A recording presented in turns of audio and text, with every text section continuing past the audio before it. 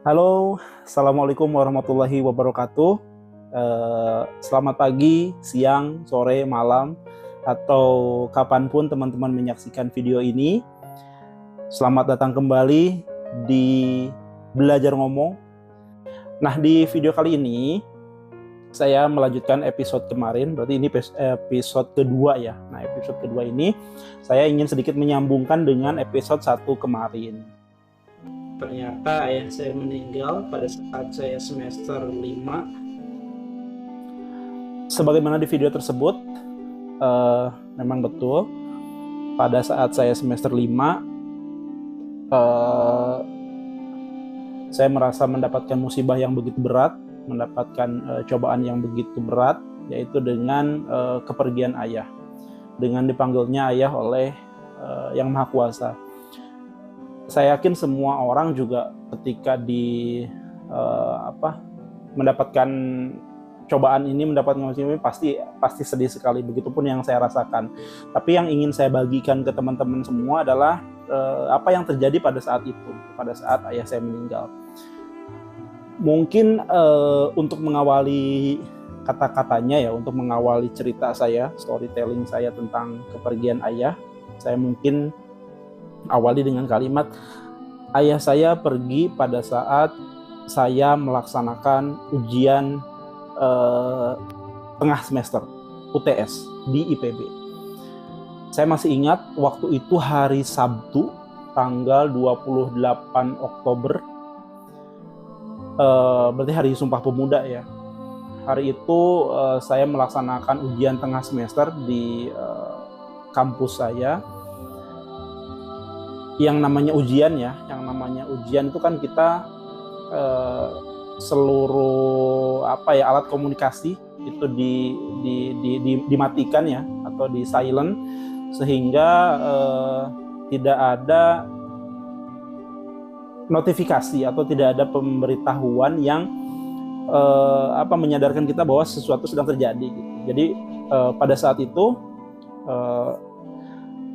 ayah saya itu pergi di sekitar jam 9-an lah, sekitar jam 9-an pagi, dan saya baru tahu kabar kepergian ayah itu baru setengah 12 siang. Jadi ceritanya ketika ayah saya pergi itu keluarga saya, ibu saya, saudara-saudara saya itu mencoba menelpon saya, tapi karena waktu itu saya mematikan handphone, jadi pemberitahuan itu atau notifikasi itu tidak sampai kepada saya. Dan waktu itu saya tenang-tenang saja, tidak sedikit pun merasakan ada firasat yang buruk ya. Saya tidak merasakan ada firasat apapun. Saya santai-santai aja mengerjakan soal-soal ujian waktu itu. Kemudian soal ujian saya kerjakan, setelah selesai saya pulang. Tapi sebelum pulang, saya ingat waktu itu hari Sabtu, teman-teman boleh cek di kalender tanggal 28 Oktober, itu hari Sabtu. Itu sebelum pulang, kami tuh kalau pulang itu saya dulu nebeng sama temen ya, naik motor. Jadi sebelum kita pulang itu kita melewati gedung rektorat. Nah, di depan gedung rektorat itu ada lapangan. Teman-teman boleh dicari, itu namanya lapangan AHN, Andi Hakim Nasution, dulu di kampus IPB. Di situ hari Sabtu ada ujian aerobik, kalau tidak salah, ujian aerobik untuk adik-adik tingkat yang mungkin baru semester 3 atau semester 1, saya juga lupa. Di situ ada ujian aerobik. Nah, berarti itu sekitar jam 10-an lah setelah saya ujian ya. Setelah jam 10-an itu saya mau pulang, tapi waktu itu saya nggak langsung pulang, tapi justru malah nonton aerobik. Jadi nonton aerobik dulu di situ sama teman. Pada saat saya nonton aerobik itu mungkin saya santai-santai nonton aerobik, sementara panggilan itu terus masuk mungkin ya ke HP saya. Tapi bodohnya saya waktu itu, saya kan nggak menyalakan HP. Jadi saya lupa untuk menyalakan HP, jadi santai saja. Karena waktu itu juga sosial media atau pemberitahuan di HP masih tidak terlalu penting lah. Jadi saya juga masih jarang-jarang buka HP. Jadi waktu itu mungkin saya ditelepon beberapa kali oleh saudara, mungkin tetangga, keluarga di rumah untuk mengabari hal tersebut. Tapi karena sekali lagi saya tidak menyalakan HP, jadi saya tidak tahu ada pemberitahuan.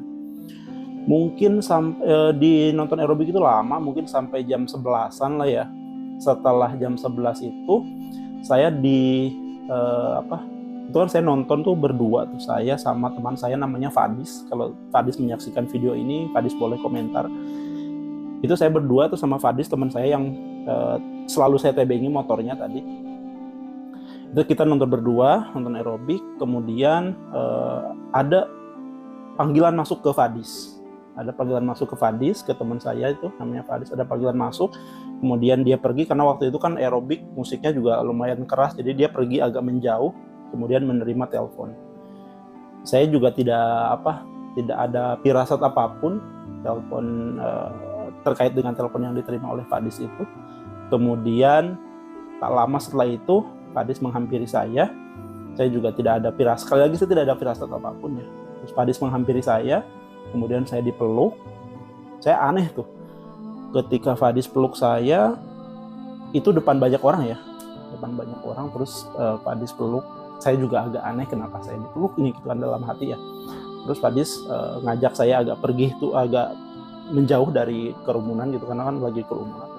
Terus itu dia bilang, saya masih ingat tuh kata-katanya, Jang, yang sabar ya. Nah saya kan bingung tuh, maksudnya yang sabar apa nih? Saya sambil ketawa-ketawa aja, yang sabar apa nih? Waktu itu ada apa ya? Saya juga lupa, yang saya tuh nggak sempat kepikiran tentang duka keluarga aja pokoknya waktu itu. Terus itu yang sabar ya, kata Pak Dis. Kenapa Dis? Gitu saya tanyakan, kenapa Dis? Pokoknya yang sabar aja ya gitu. Ada apa kok bikin saya penasaran gitu aja, saya tanya lagi ke Pak Dis. Kemudian dia ngasih tahu pelan-pelan, Bapak pergi, kata Pak Dis gitu. Maksudnya pergi gimana Dis? Bapak Ujang meninggal, dibilang gitu. Wah, itu saya dengar kabar itu tuh serasa,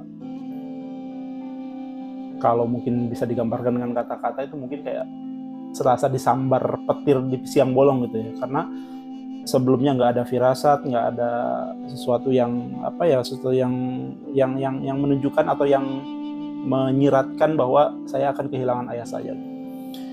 Ketika itu saya yakinkan lagi kepada Dis, bener Dis, ini informasinya benar gitu. Dari siapa? Nah, Fadis itu ternyata dapat informasi itu dari teman saya.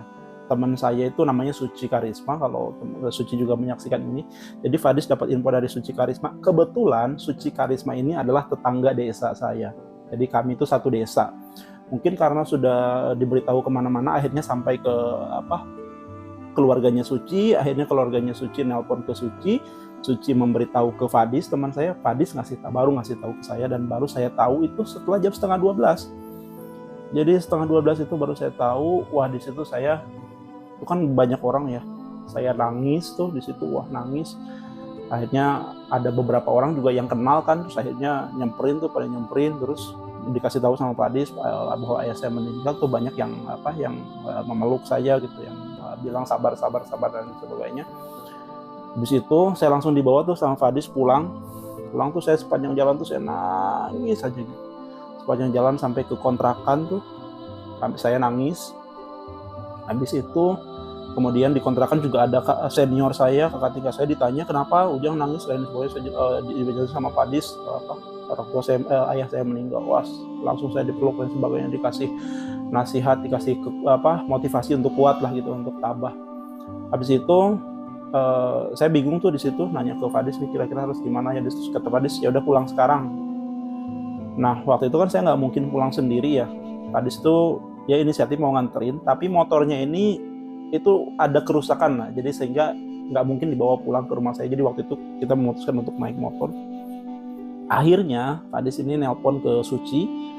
Kebetulan Suci ini punya motor, jadi Fadis pinjam motor ke Suci untuk nganterin saya pulang dari Bogor ke Sukabumi. Jadi saya pulang diantar sama Fadis. Nah sebelum saya pulang itu saya sholat dulu, karena waktu itu sudah zuhur kan.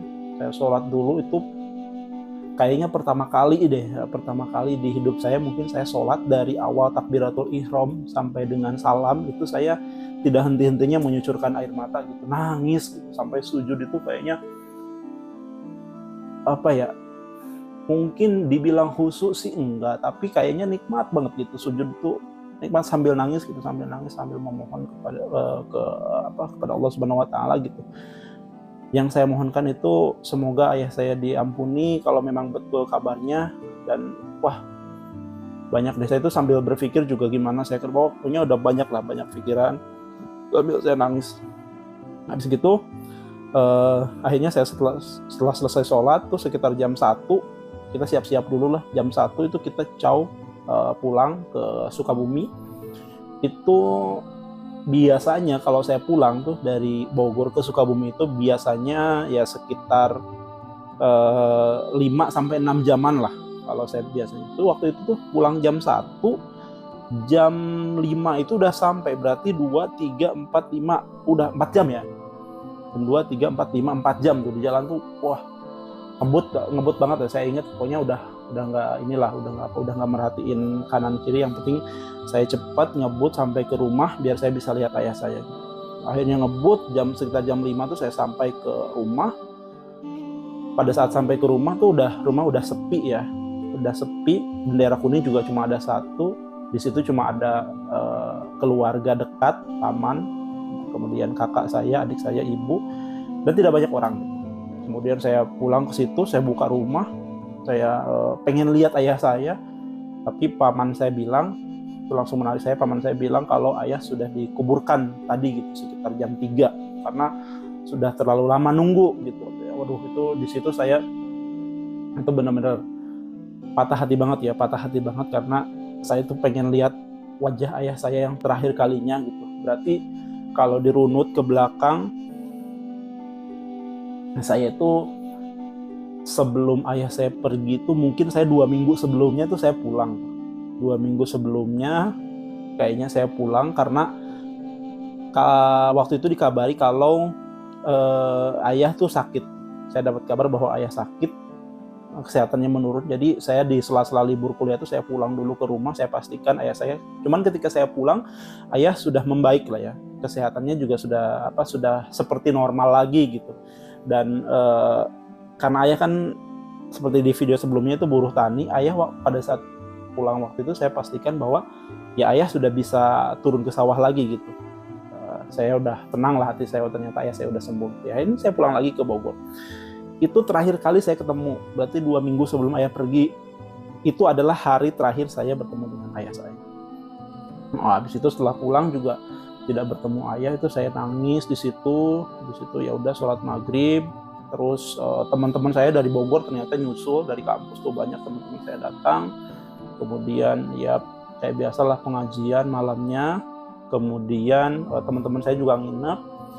Esok harinya itu kalau di kampung kami itu ada namanya tahlilan. Jadi pas esok harinya itu tahlilan.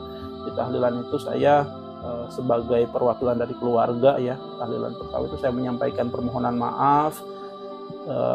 Apabila ayah saya punya kesalahan, saya sampaikan seperti itu. Kalau ada hutang yang belum selesai, mungkin bisa menghubungi keluarga dan sebagainya, seperti itulah saya sampaikan. Dan kepergian ayah saya itu mungkin sampai saat ini adalah patah hati terberat saya mungkin ya, patah hati terberat saya. Dan ini bakal nyambung lagi itu setelah ayah pergi itu kan saya baru semester 5 ya, baru masuk semester 5 lah, baru setengah semester 5 itu pikiran saya gimana saya melanjutkan kuliah. Saya juga punya adik yang masih sekolah, punya ibu yang tidak bekerja. Itu udah pikiran kemana-mana sampai saya berpikir untuk berhenti saja untuk dari kuliah untuk bekerja dan membantu perekonomian keluarga. Tapi yang saya bilang lagi, ternyata Allah punya jalan lain sehingga alhamdulillah saya bisa dibantu dan diselamatkan, yang akhirnya sampai saya bisa lulus dan saya bisa melanjutkan pendidikan dan sampai dengan hari ini. Oke teman-teman semua, mungkin untuk episode 2 ini itu yang bisa saya ceritakan. Terima kasih banyak teman-teman sudah menyaksikan. Doakan saya jangan lupa untuk selalu berkembang dan sampai jumpa di episode 3. Dadah.